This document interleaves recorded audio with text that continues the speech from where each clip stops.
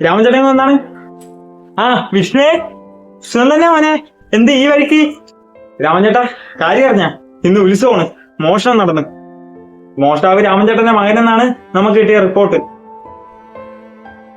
മോഷ്ടിച്ചെന്നാ? എന്റെ മോൻ മോഷ്ടിക്കത്തില്ലേ? എന്റെ ചേച്ചിയുടെ കൊച്ചിന്റെ കട്ടി കിടന്ന മാലയാണ് പോയിരിക്കുന്നത്.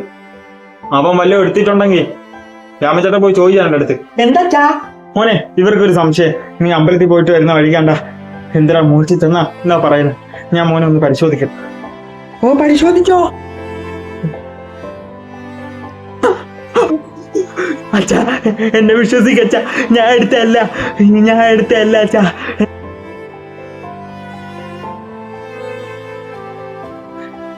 ഇങ്ങോട്ടല്ലോ, നിന്നെ ഇങ്ങനെയാണോടാ ഞാൻ വളർത്തിയത്? ഒരു കള്ളം തന്നല്ലേ, വയ്യാതെ നടന്ന്.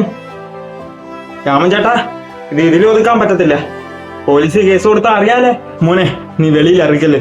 നിനക്ക് ഞാൻ വേணுന്ന പൈസ തരാം. ഇതിലൊരു 10,000-10,000 രൂപയാണ് മോനിന്റെ അടുത്ത്. ഓക്കെ രാമൻ ചേട്ടാ, ശരിയപ്പം. ആ ശരി, എന്നാലും നമുക്ക് കിട്ടിയല്ലേ. എങ്ങനെയാടാ ഇത് ഒപ്പിച്ചത്? എന്തായാലും അവ മോഷ്ടിക്കത്തില്ലെന്ന് എനിക്ക് മനസ്സിലായി. അളിയ, നീ എന്നെ കുറിച്ച് എന്തിനു വിചാരിച്ചത്? ആ ചെറുക്ക് അവിടെ ഒറ്റയ്ക്ക് നിന്നപ്പം ഞാനാണ് എന്റെ ചേച്ചിയുടെ കൊച്ചിന്റെന്ന് മാല അടിച്ചു മാറ്റി നൈസിന് അവന്റെ പോക്കറ്റിൽ കൊണ്ടങ്ങിട്ട്. അവ അറിഞ്ഞ പോലും ഇല്ല. എനിക്കറിയായിരുന്നു അവന്റെ അച്ഛൻ ഇത്തിരി ശാന്തനാണ്. ചോദിച്ചപ്പോ തന്നെ പൈസ വന്നാണ്ട, നമുക്കിന്ന് അടിച്ചു പൊളിക്കാം, കുടിച്ചു മറിക്കാം. വാ, നേരെ ബാറിലോട്ട് പോവാം. അച്ഛാ, എന്നെ വിശ്വസിക്കച്ചാ, ഞാൻ എടുത്തിട്ടില്ല. നീ ചെയ്യത്തില്ലെന്നേ എനിക്ക് നല്ല വിശ്വാസമുണ്ട്, മനസ്സിലായ? ഞാൻ പൈസ കൊടുത്തു വിട്ടില്ലേ, അതിപ്പോ ഒരു കോളായിട്ട് വരും. എന്റെ മോൻ ഒരിക്കലും അങ്ങനെ ചെയ്യത്തില്ലേ. ഇവന്മാരെന്തോ കള്ളക്കളിയാണ്. അവന്മാർക്ക് തിരിച്ചിട്ട് തന്നെ പണി കൊടുക്കും. അവന്മാര് പൈസയല്ലേ ചോദിച്ചത്, പൈസ കൊടുക്കാം. മോന് ഞാൻ പ്ലാസ്റ്റിക് നോട്ടുകൾ മേടിച്ചു കൊടുത്തായിരുന്നല്ലേ കളിക്കാൻ. അതെവിടാ 500-ന്റെ ഒക്കെ? ആ അതാ ഞാൻ പറഞ്ഞില്ലേ. ഹലോ, നമ്മളെ രാഘവണ്ണിന്റെ മകനായ വിഷ്ണുവിനെ പോലീസ് പിടിച്ചടാ.